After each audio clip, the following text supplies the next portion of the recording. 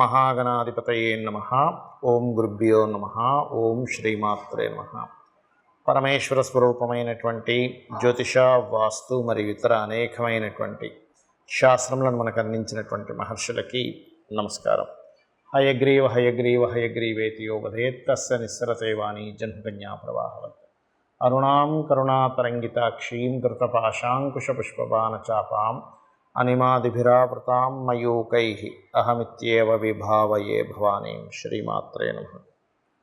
ప్రేక్షకులకి లలితాంబిక అమ్మవారి యొక్క అనుగ్రహం పరిపూర్ణంగా కలగాలని మనస్ఫూర్తిగా కోరుకుంటూ, మనం ఈరోజు గురువు యొక్క స్థితి మే 1వ తేదీ నుంచి, అంటే ఆల్మోస్ట్ మే 2కి మారుతుంది ఈ 2024 సంవత్సరంలో.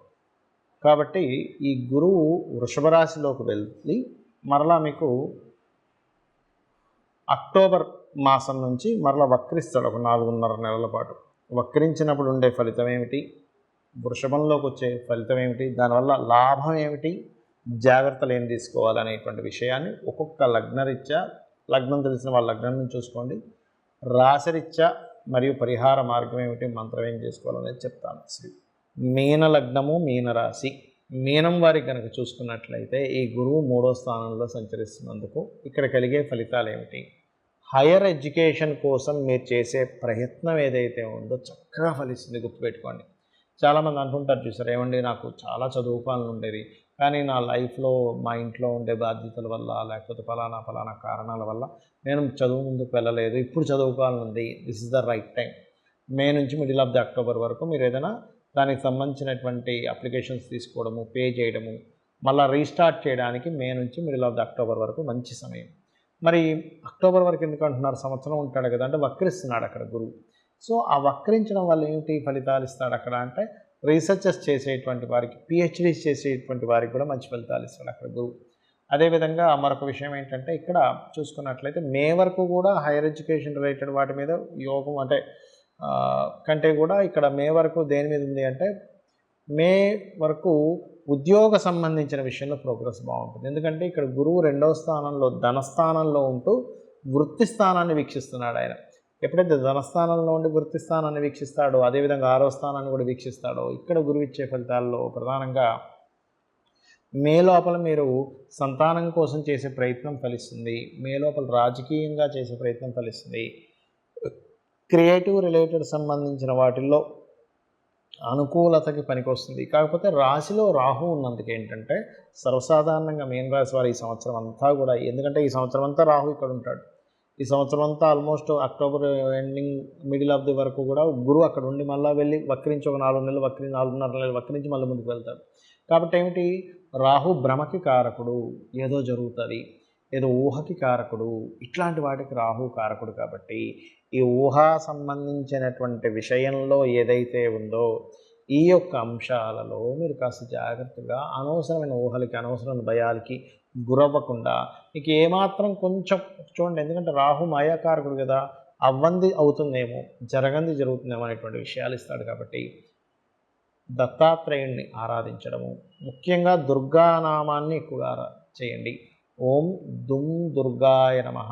అనవసరమైనటువంటి భయాలన్నీ అమ్మవారు తీసేస్తుంది, ధైర్యం పెరుగుతుంది, క్లారిటీ పెరుగుతుంది. ఎందుకంటే మాయ అనేటువంటి తొలగిపోయింది అనుకోండి, చిన్నపిల్లలు ఒక్కోసారి చూడండి, చిన్నపిల్లలు మనం చూస్తూ ఉంటాం, వాళ్ళు ఒక కారు బొమ్మ పట్టుకొని ఇదే లోకం అన్నట్టుగా పట్టుకొని అది ఎవరైనా తీసుకుంటే ఏడవడము, ఓ గగులు పెట్టేసడం చేస్తుంటారు. కానీ అదేంటి, అదొక మాయ. ఇదే కాదు, ఇంకొక 500 ఇస్తే ఇంకో కారు వస్తుంది, ఇంకో 100 ఇస్తే ఇంకో కారు వస్తుంది, తెలియదు వాళ్ళకి.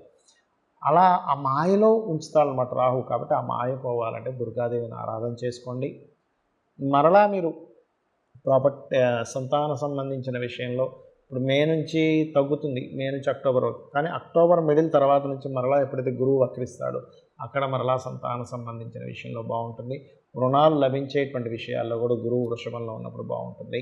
అంటే వృషభానికి వెళ్ళకముందు బాగుంటుంది, వృషభంలోకి వెళ్ళినప్పుడు ఏంటంటే కొంచెం సప్తమ స్థానంలో కేతు ఉండి కొంచెం వివాహ సంబంధించిన విషయంలో ఏవైతే మీరు ఆటంకాలు జరుగుతున్నాయో ఈ గురువు దృష్టి అక్కడ ఉండడం వల్ల మీకు ఆటంకాలు తొలగుతాయి. కాకపోతే దీనికి ఏమిటి అంటే, కాస్త కేతువు రాహు గ్రహాల దగ్గర దీపారాధన చేయండి. గుళిక కాలము మరియు రాహుకాలంలో మంచి ఫలితాలు మీరు చూస్తారు.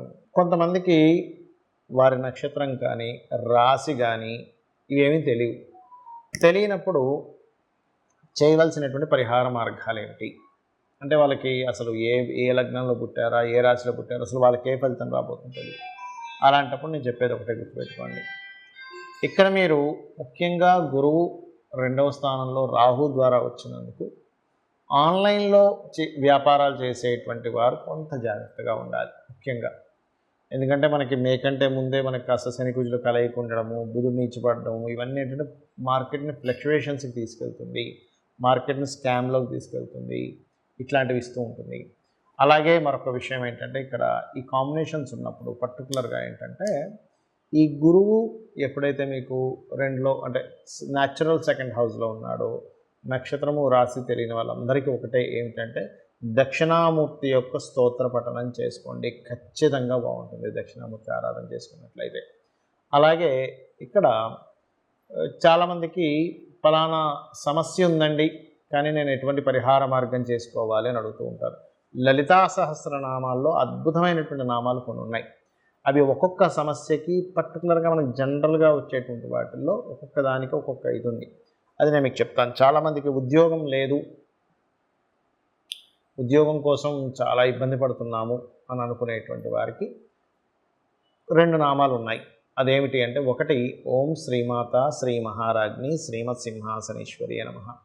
రెండవది మాణిక్య మకుటాకార జానుద్వయ విరాజిత ఈ నామం. దీనికి ముందు ఓము లాస్ట్లో నమః కలుపుకొని ఓం మాణిక్య మకుటాకార జానుద్వయ విరాజితాయై నమః. అద్భుతమైనటువంటి నామం ఇది. ఎంత ఉద్యోగంలో ఇబ్బంది పడుతున్నా ఆ ఉద్యోగం రావట్లేదన్నా ఖచ్చితంగా వచ్చి తీరుతుంది. ఇక ధనం కోసం ఇబ్బంది పడుతూ ఉంటారు కొంతమంది. అలాంటి వారు ఓం సంపత్కరీ సమారూఢ సింధుర వ్రజసేవితాయై నమః, లేదా ఓం నవవిద్రుమ బింబశ్రీ న్యక్కారి రతనచ్చద, ఇంకో నామం కూడా ఉందండి, ఓం ధర్మాధార ధనాధ్యక్ష ధన ధాన్య వివర్ధినియే నమః. ఈ నామములు చాలా అద్భుతమైనటువంటి శక్తి. చూడ్డానికి నామాల్లా ఉంటాయి కానీ ఇది వేదముతో సమానము, అపౌరుషములు అంటారు. ఖచ్చితంగా ఫైనాన్షియల్ గ్రోత్ ఇస్తుంది. మరి కొంతమందికి వివాహం అవ్వదు, వివాహం కోసం ఇబ్బంది పడుతూ ఉంటారు. మనం ఇప్పుడు చెప్పుకున్న లగ్నం నుంచి కానీ రాశి నుంచి కానీ అనుకున్న ఫలితాలు ఏవైతే ఉన్నాయో ఈ వివాహ సంబంధించిన విషయాన్ని సపోర్ట్ లేకపోవడం వల్ల ఇబ్బంది పడిపోతూ ఉంటారు. చాలామందికి వివాహం విషయంలో సరైన గురుబలం ఉండదు, శుక్రుడు బాగోడు, కుజుడు బాగోడు, స్త్రీలకి అప్పుడు ఇబ్బంది పడతారు. అలాంటి వారికి లలితా నామాలు అద్భుతమైన నామం ఉంది. ఏమిటి అంటే కామేశబద్ధ మాంగళ్య సూత్ర శోభిత కందర. ఓం కామేశబద్ధ మాంగళ్య సూత్ర శోభిత కందరాయై నమః. ఈ నామం చేసుకోండి. అద్భుతంగా మీకు వివాహ అవ్వట్లేదు, ఇబ్బంది, అసలు వివాహమే కాదనుకునే వారికి కూడా వివాహం. మరి కొంతమందికి వివాహమై ఇబ్బంది పడుతుంటారు. అటువంటి వారికి ఏమిటి అంటే ఓం శివకామేశ్వరాంకస్త శివా స్వాధీన వల్లభాయై నమః. ఇది చేసుకోండి. అద్భుతంగా అంటే ఇద్దరి మధ్యనే ఉండేటువంటి ఇది పెరుగుతుంది. మరి కొంతమందికి చూడండి, నేను ఏం మాట్లాడినా మా జీవిత భాగస్వామి నచ్చట్లేదండి అంటూ ఉంటారు. అటువంటి వారికి ఏమిటంటే ఓం మందస్మిత ప్రభాపూర మధ్యత్ కామేశ మానస. ఈ నామం అద్భుతంగా పనిచేస్తుంది. ఇక అప్పులు ఉన్నాయి, ఓం అపర్ణాయై నమః. ఇలా 1 కాదు 2 కాదు, లలితా సహస్రనామాల్లో 1000 నామములు.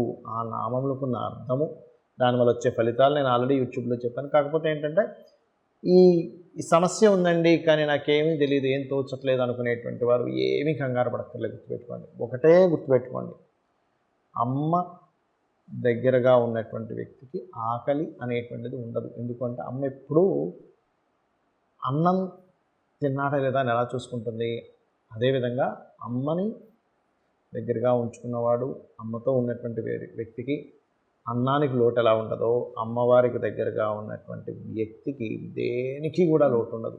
పుష్కలంగా ఉంటాయి అన్నీ కూడా. కాబట్టి ఇది చేసుకుంటూ ఒకటే గుర్తుపెట్టుకోండి, మీ జన్మజాతకంలో ఫలానా దోషం ఉందండి, ఏం టెన్షన్ పడకండి. వాస్తులో ఫలానా దోషం ఉంది, ఏం టెన్షన్ పడకండి. చాలా చిన్న చిన్న నామాలు లలితా సహస్రనామాలు. లేదండి లలిత నాకు పూర్తిగా రాదు, శ్రీమాత్రే నమః అనుకోవచ్చు. నేను పెద్దగా పలకలేను, నాకు అంటే రక్షణ శక్తి. అమ్మవారు అంటే ఏమిటి, తల్లి యొక్క తత్వం ఏంటి, రక్షణను ఇస్తుంది. ఆ రకంగా రక్షణ శక్తిని అమ్మవారు మీకు కల్పిస్తుంది. ఖచ్చితంగా అన్ని విధాలా మీకు బాగుండడం జరుగుతుంది. శ్రీమాత్రే నమః.